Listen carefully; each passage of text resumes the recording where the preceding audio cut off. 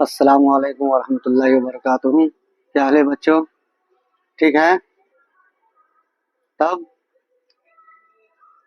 ठीक है, क्लास चलाया जाए आगे। तो आइए फिर आपका जो है ना BBMS यूट्यूब चैनल पर आपका स्वागत है। चलिए अगला सबक हम फिर आप लोगों को बताए जहाँ से आप लोगों को मैंने छोड़ा था। आज बच्चों की तादाद तो ज़्यादा लग रही है, इसलिए मेरी आवाज़ पीछे तक पहुँचना चाहिए। और जो बच्चे अगर खड़े हैं वो बैठ जाएं क्लास में, ताकि आपको फ़ायदा हो। ठीक है, एकदम शांति से आप क्लास को जो है ना सुने। चलिए सबसे पहली बात यह है कि मैं आप सभी को अपनी तरफ से अस्सलामु अलैकुम वरहमतुल्लाहि वबरकातुहू। अब क्लास की शुरुआत हम करते हैं। आइए, जहाँ से आपको हम छोड़ कर गए थे फिर हम आ गए हैं आपके दरबार में, आपके क्लास में फिर हम हाजिर हो गए हैं। जहाँ से मैंने आपको छोड़ा था फिर हम आपसे मिलने आ गए हैं। आइए तो अगला क्लास हम शुरू करते हैं। हुरूफ़े तहज्जी की बहस अभी चल रही है। हुरूफ़े तहज्जी के बाद आपको फिर हम बताएंगे, समझे कि नहीं, कि लफ्ज़ की बहस जब चलेंगे तो उसमें हम आपको सारी ग्रामर और सारे कवायद को बताएंगे हम। लेकिन अभी तो हुरूफ़े तहज्जी से शुरुआत है। अभी ये शायद मेरे ख्याल से ये तीसरा या चौथा जो है ना हुरूफ़े तहज्जी का ये तीसरा चैप्टर चल रहा होगा या चौथा चैप्टर चल रहा होगा। बहरकैफ है आप लोगों को है ये समस्या ना होनी चाहिए, इसीलिए हम जो है ना कुछ लेकर आए हैं कि कुछ बच्चे ने जो सवाल किया था या कुछ बच्ची ने सवाल किया था कि कमेंट में लिखा था कि सर आप अपने माध्यम से हुरूफ़े तहज्जी के माध्यम से ये भी बता देना, थोड़ा सा मुनासिब समझेंगे कि हुरूफ़े तहज्जी में अरबी के हुरूफ कितने हैं, फ़ारसी हुरूफ कितने हैं, हिंदी के हुरूफ कितने हैं, समझे। ये सब थोड़ा सा बताते हुए चलेंगे ताकि हम लोग का याद ताज़ा हो जाए। तो चलिए उसी के लेकर हम आए हैं आपके क्लास में और उसी बुनियाद पर हमने अगला चैप्टर जो है ना शुरू किया है।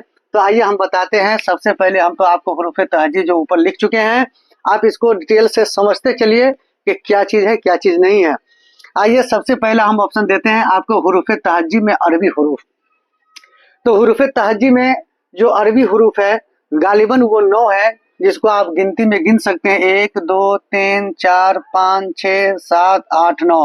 मालूम हुआ कि ये 9 जो है ये अरबी के हुरूफ है हुरूफ़े तहज्जी के अंदर, जो अरबी से आया है हुरूफ़े तहज्जी में। इसलिए हमको थोड़ा सा दिमाग में इस चीज़ को जो है ना रखना है कि अरबी के हुरूफ कितने हैं और जो है ना फ़ारसी के हुरूफ कितने हैं, ताकि आप जो है ना इधर उधर ना जो है ना आपका दिमाग भटके। आप इसको जो है ना याद रख लीजिएगा, नहीं होगा तो कॉपी पे नोट भी कर लीजिएगा ताकि ये फायदा हो, इसलिए कि ये सवाल में पूछा जा सकता है। तो आइए हुरूफ़े तहज्जी में और अरबी के हुरूफ जो है वो 9 है, जिसमें पहला हर्फ है सा, हा, जाल, साद, जा, ता, जा, ऐन, काफ। ये 9 हर्फ जो है ये हुरूफ़े तहज्जी के हैं, समझे, अरबी के अंदर आया और जो है ना अरबी के हुरूफ हुरूफ़े तहज्जी में आया है। अब आइए दूसरे नंबर पे है हुरूफ़े तहज्जी में फ़ारसी हुरूफ कितने हैं। तो याद रखिएगा उर्दू के अंदर हुरूफ़े तहज्जी में जो फ़ारसी हर्फ है वो 4 है, जो 4 है, जो कि वो अरबी में नहीं आता है और उर्दू में इस्तेमाल होता है लेकिन अरबी में वो हुरूफ नहीं आते हैं। जैसे जा है, इसको लोग जा पढ़ते हैं लेकिन इसका पढ़ने का जो तरीका है वो पढ़ने का तरीका है जा। इसको हम पढ़ेंगे जा के माध्यम से पढ़ेंगे, इसको पूरा मुंह भर कर हम पढ़ेंगे जा, समझे कि नहीं। तो ये जा है, पा है, चे है और गाफ है। ये 4 हर्फ जो है ये 4 हर्फ आपके जो है ना ये फारसी के हुरूफ है जो हुरूफ़े तहज्जी में इस्तेमाल किया गया है। अब चलिए हुरूफ़े तहज्जी में हिंदी हुरूफ कितने हैं। तो हिंदी हुरूफ की तादाद जो है वह 3 है। हिंदी हुरूफ की जो तादाद है वह 3 है। टे है, दाल है और रा है। इसको कापी पर जो है ना जो कापी पर इसको लिखते चलिए ताकि जो है ना परेशानी ना हो, फिर बाद में आप हमसे सवाल ना करें कि जो है ना हम भूल गए या हमारा नहीं लिखा गया। इसलिए नोट्स बुक जो है ना अभी से तैयार कीजिए ताकि ये आपको तैयारी के लिए अच्छा जो है ना मौका रहे और अच्छा मौका भी आपको मिले। चलिए तो हुरूफ़े तहज्जी में हिंदी के हुरूफ क्या है, टा है, दाल है, रा है, ठीक है। ये 3 हुरूफ जो है ये हिंदी के हरूफ है जो हुर्फ तहजी में इस्तेमाल होता है और हुर्फ तहजी में इस्तेमाल किया गया है। इसलिए कि जो बच्चे आ रहे हैं उसको जगह दीजिए और बीच बीच में जो है ना हम ये कर रहे हैं कि चैनल को आप सब्सक्राइब भी करते रहिएगा, समझे कि नहीं, और जो है ना इससे फायदा भी उठाते रहिए। अब आइए हुर्फ तहजी को जो है हुर्फ तहजी पूरा जो बटाया इसी भाग में पूरे बटा गया हुर्फ तहजी। हुर्फ तहजी जो है इसी भाग में जो है ना सब बटाया है। अब आइए हुर्फ तहजी में यानी हुर्फ तहजी में से कौन कौन हर्फ है जो हुर्फ कमरी है और हुर्फ तहजी में कौन कौन सा हर्फ है जो हुर्फ शम्सी में इस्तेमाल किया जाता है। समझिए दोनों का कायदा भी है, लेकिन पहले हम हुर्फ कमरी को समझ लें, हुर्फ शम्सी को समझ लें, उसके बाद उसके हम पढ़ने के कायदा को भी हम समझ लेंगे। ठीक है, आइए अब देखते हैं हुर्फ तहजी में कमरी हुरूफ यानी हुर्फ तहजी में कमरी हुरूफ जो है वो कौन कौन सी है, जिसको मैंने लिख दिया है। बा है, जीम है, हा है, खा है, आइन है, गैन है, फा है, काफ है, मीम है, वाव, हा, या। ये 14 है, ये 14 होते हैं जो कि यहाँ मैंने लिख चुका है उर्दू में। ये 14 है, ये 14 जो है ये कमरी हुरूफ है। कमरी हुरूफ का मतलब क्या होता है, अब इसको समझना जरूरी है। जैसे कमरी का मतलब ये होता है कि जिस लफ्ज के शुरू में अलिफ लाम लिखा हुआ हो, जिस लफ्ज के शुरू में अलिफ लाम के साथ जो लफ्ज लिखा जाता हो उसमें अलिफ को नहीं पढ़ा जाता है, सिर्फ लाम को पढ़ा जाता है। यानी कि हुरूफ तहज्जी से किसी हर्फ का शुरुआत अगर हो और हुरूफ तहज्जी में अगर कमरी हुरूफ अगर लिखा गया हो और कमरी हुरूफ जो लिखा जाता है अलिफ लाम के साथ लिखा जाता है, हुरूफ शम्सी भी अलिफ लाम के साथ लिखा जाता है। लेकिन हुरूफ कमरी और शम्सी में फर्क यही है कि हुरूफ कमरी के अंदर अलिफ को नहीं पढ़ेंगे बल्कि लाम को पढ़ेंगे, समझे कि नहीं। जैसे हमने एक मिसाल से इसको समझ लीजिए, जैसे हमने वाव लिखा, वल कमरी, वल कमरी, देखिए वाव है और यहाँ पे लाम को मिला दिए हैं वल, यानी यहाँ पे इस अलिफ को नहीं पढ़ा गया। हुरूफ कमरी में जो है इस अलिफ को नहीं पढ़ा गया है, अलिफ को नहीं पढ़ा जाता है। हुरूफ कमरी में लिखा तो जाता है लेकिन अलिफ को नहीं पढ़ा जाता है, बल्कि उसके बाद वाले हर्फ से मिलाकर पढ़ा जाता है जो कि उसके ऊपर जज़म होता है और पहले वाले को उससे हम मिला देते हैं। ठीक है, इसी तरीके से अब आइए जो है ना हुरूफ शम्सी, हुरूफ शम्सी भी हम इसी तरीके से करेंगे। तो इसमें हमने अलिफ को नहीं पढ़ा है, लाम को पढ़ा है। हमने अलिफ को नहीं पढ़ा, लाम को पढ़ा है। लेकिन शम्सी में जो है हम अलिफ और लाम दोनों को नहीं पढ़ेंगे, अलिफ लाम और दोनों को नहीं पढ़ेंगे। जैसे अब्दुर रहमान, अब्दुर रहमान, देखिए रे के ऊपर तशदीद है, रे के ऊपर तशदीद है। देखिए यहाँ अलिफ और लाम दोनों को नहीं पढ़ा गया है, यहाँ ना तो अलिफ को पढ़ा गया है और ना तो लाम को पढ़ा गया है, बल्कि बाद वाले हुरूफ के ऊपर जो तशदीद है उससे मिलाकर पढ़ा गया है। तो इस चीज को याद रखिएगा कि हुरूफ कमरी के अंदर अलिफ के बाद जो हर्फ आएगा जिसको नहीं पढ़ा जाएगा, उसके बाद जो हर्फ आएगा उसके ऊपर जज़म होगा। लेकिन हुरूफ शम्सी के अंदर अलिफ और लाम को नहीं पढ़ा जाएगा, लेकिन उसके बाद जो हर्फ होगा उसके ऊपर ज्यादातर तशदीद लिखा जाता है और तशदीद में पढ़ा जाता है। ठीक है, तो हुरूफ कमरी को भी हमने समझ लिया, हुरूफ शम्सी को भी हमने समझ लिया। ठीक है, बाकी चीज खत्म, सबका इश्काल खत्म। अब इसमें बताइए कोई ऐसी चीज है जो किसी के जिम्न में बाकी रह गया हो, वो सवाल करें, और नहीं होता है तो वो लिख कर जो है ना कागज पर रखें और या तो कमेंट में लिखें या तो कागज पर लिखें और उसको जमा करें मेरे पास, ताकि आपको वक्त मिलेगा तो हम इसी वक्त आपको बताएंगे। अगर वक्त नहीं मिलेगा तो फिर ये आपको अगला सबक में बता दिया जाएगा। अगर किसी को कोई इश्काल और कोई एतराज अगर हो इस प्रश्न के ऊपर, इस सवाल के ऊपर, इसमें किसी तरीके का कोई अगर परेशानी अगर हो तो वह आप कमेंट में लिख सकते हैं, और नहीं तो एक कागज पे लिखकर आप मेरे पास जमा कर सकते हैं, उसको भिजवा सकते हैं। भेजिए उसको, ताकि जो है ना हम उसको देख ले क्या आपको दिक्कत है, क्या परेशानी है, उस परेशानी का हल किया जाएगा। तो चलिए, आपने हुरूफ तहज्जी को यहाँ तक समझा, लेकिन अब चलिए आगे हम चलते हैं, आगे हम शुरू करते हैं। ठीक है, इसको मिटा दिया जाए। हाँ चलिए, बिल्कुल मिटा दिया जाए। अब आगे से हम अपना क्लास शुरू करते हैं। हुरूफ तहजी का चलेगा और खासकर ये छोटे बच्चों के लिए भी है, बहुत अहम चीज है, जो कि उसको जो है ना मदद मिलेगी पढ़ने में। हर चीज को हर चीज से जोड़ा जाएगा, हर चीज को हर चीज से पढ़ा जाएगा। हमने आपको हुरूफ तहजी को दो भाग में बांटा था, समझे कि नहीं, एक मनकूता और गैर मनकूता। उसी में से हमने आपको सब चीजें बताई हैं। याद रखिएगा, वो 9 हर्फ जो बताए थे उसको दिमाग में आप लोग बराबर याद रखिएगा। वो 9 हर्फ को लेकर हम चलेंगे ताकि हमके लिखने में पढ़ने में परेशानी ना हो। तो याद रखिएगा, हुरूफ तहजी में से हमने सबसे पहले जो है ना आपको कुछ बताया था इसके ऊपर, ये दुचश्मी है और ये है। दो के बारे में हमने कुछ जो है ना यहाँ तक सवाल लेकर चला था और यहाँ से बताना था। तो याद रखिएगा कि ये दोनों है जो है, इसको हम लोग पढ़ते हैं दुचश्मी है, इसको पढ़ते हैं दुचश्मी हा, इसको पढ़ते हैं सीधे हा। जबकि दोनों हा है, जब दोनों हा है तो दोनों को जो लिखा गया है, आखिर दोनों में कुछ ना कुछ तो फर्क होगा। जब फर्क अगर होगा, फर्क के बुनियाद ही पर दोनों को अलग किया गया है ना जी। जब दोनों को फर्क के बुनियाद पर अलग किया गया है तो फर्क क्या हो सकता है दोनों के अंदर, इसलिए इस फर्क को वाजे करना एकदम जरूरी है। तो आइए हम सबसे पहले आपको इसका फर्क को वाजे कर दें।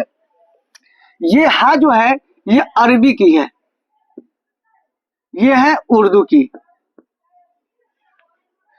ये हा ज्यादातर उर्दू में इस्तेमाल होता है और ये हा अरबी में ज्यादा इस्तेमाल होता है, एक फर्क। दूसरा फर्क यह है इसके अंदर कि ये दुचश्मी हा से कोई भी हम शुरू का कोई वर्ड हम नहीं बना पाते हैं और नहीं बना सकते। शुरू में ये लफ्ज ये दुचश्मी हा के साथ कोई भी नहीं लिखा जाता है।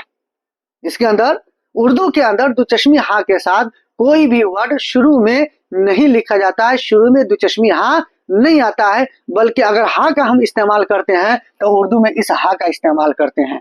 ठीक है, तो एक ये भी फर्क है, एक ये भी फर्क है। तो इस फर्क को एकदम वाजे कर लीजिए कि सबसे बड़ी चीज है ये अरबी का हर्फ है और ये उर्दू का हर्फ है। अगर कोई आदमी अगर ये लिखता है कि हम इस हिसाब से अगर लिखता है तो ये उर्दू की लिखावट तो है, लेकिन चूंकि ये अरबी की है इसलिए उर्दू लिखावट में ये जो है ना खूबसूरती पैदा नहीं करता है। एक दूसरी चीज ये है कि इस तरीके का हम बहुत कम लिखा जाता है। ये जो है ना अब नए दौर में, अब नए उर्दू जो है ना खुशखत में और नई लिखावट के अंदर जो है इस हा का इस्तेमाल नहीं किया जाता है, बल्कि इस हा का इस्तेमाल किया जाता है कि जैसे हम लिखते हैं कि ये हम, इस हा के साथ इस्तेमाल किया जाता है। तो एक फर्क यही है, एकदम सादा सा फर्क है कि ये अरबी है और ये उर्दू है। तो इस हा का उर्दू में इस्तेमाल होता है, इस हा का जो है ना अरबी में इस्तेमाल होता है, समझे कि नहीं। जैसे हम अरबी के अंदर अगर कोई चीज लिखते हैं तो हाजा, तो ये अरबी से शुरू होता है, तो चूंकि अरबी के अंदर ये जुमला बन सकता है, अरबी के अंदर ये आ सकता है, पहला शब्द पहला वर्ड आ सकता है, लेकिन ये दुचश्मी हा के साथ उर्दू में इस्तेमाल नहीं किया जा सकता है। अगर कर लिया जाए तो ठीक है, ये पढ़ा तो जाएगा, लेकिन जो है लिखने का जो तरीका होगा, जो पढ़ने का तरीका होगा वो सही नहीं होगा, समझे कि नहीं। बल्कि उस हम तो होगा ही सही, लेकिन कहने का मतलब यह है कि उर्दू लिखावट में इसको सही नहीं माना जाता है। चलिए इसको हमने जो है ना समझ लिया। दूसरी चीज ये है कि इसमें यह भी हमने आपको बताया था, इस हा की दो किस्में हमने बताया था।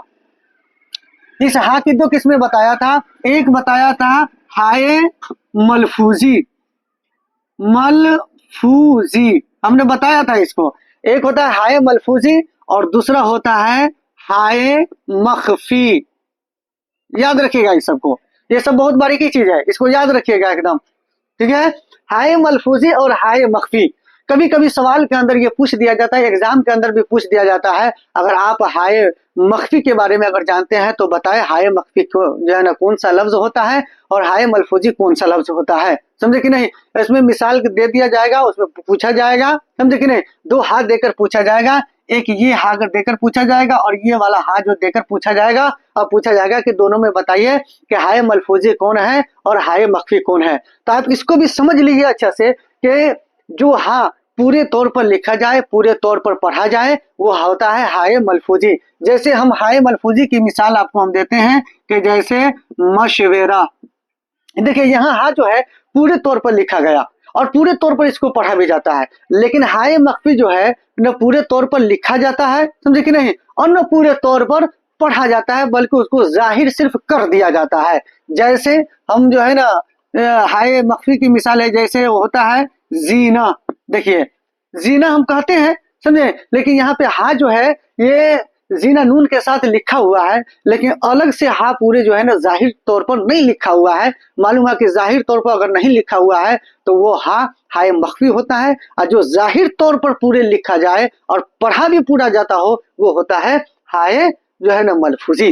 तो हम हाय मलफूजी और हाय मख्फी को भी हमने समझ लिया कि हाय मलफूजी क्या होता है और हाय मख्फी क्या होता है। अब इसमें किसी तरीके की कोई परेशानी नहीं होना चाहिए।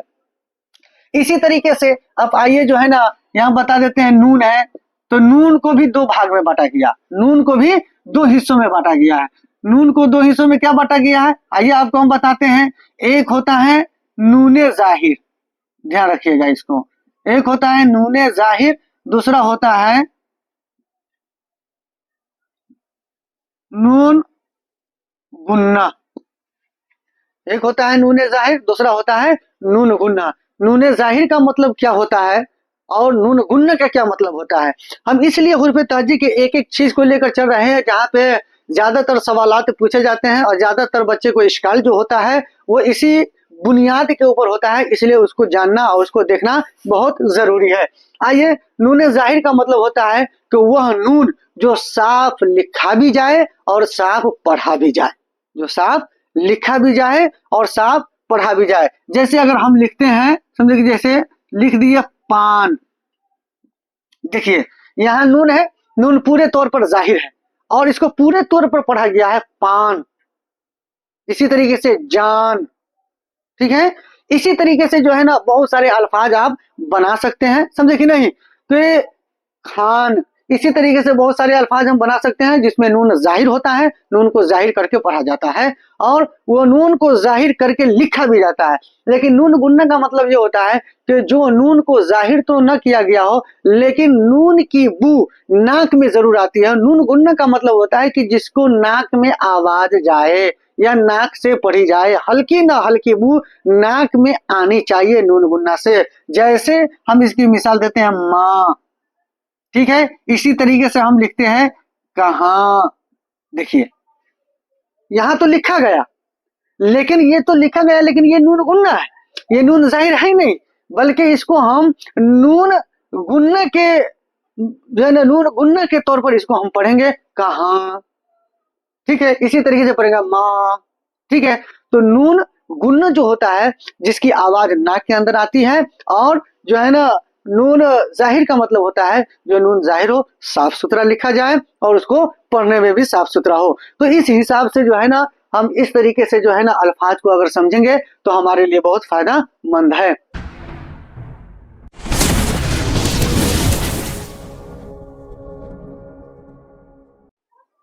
चलिए, तो आज का क्लास आपका फिर यहीं पे खत्म होता है। आपके लिए हमने बहुत कम वक्त दिया है, आपको बहुत कम समय दिया है। वजह इसकी यही है कि ये रमजानुल मुबारक का महीना चल रहा है और आप लोगों के लिए बड़ी मेहनत और बड़ी मुशक्कत से वक्त निकाल कर हमने जो है ना आपके बीच हम आए हैं और आप भी रोजा रख कर हमारे बीच आए हैं। ये पढ़ने का शौक है आप लोगों का। तलबुल इल्म फरीज़तुन, जिसको अरबी में कहा गया है कि इल्म का हासिल करना हर मर्द और औरत के ऊपर फर्ज है। इसलिए मेरी बच्ची जो है ना आप लोग भी जो है ना मेहनत कीजिए, रोजा रहिए और अल्लाह से दुआ कीजिए कि अल्लाह ताला हमको इल्म नाफे दें। आज का क्लास हम आपका यहीं पे ख़त्म करते हैं, फिर आगे हम हुरूफ तहजी के बाद हम चलेंगे और जहाँ से छूटा है वहाँ से फिर हम चलेंगे। चलिए, ये 18 मिनट का आपका क्लास हमने लिया है और जो है ना आप लोगों ने मेरा सहयोग किया है, हमारी मदद की है। हम आपस में मिलकर, दोनों आदमी मिलकर, उस्ताद और शागिर्द मिलकर हमने क्लास को रमज़ान जैसे मुबारक दिनों में,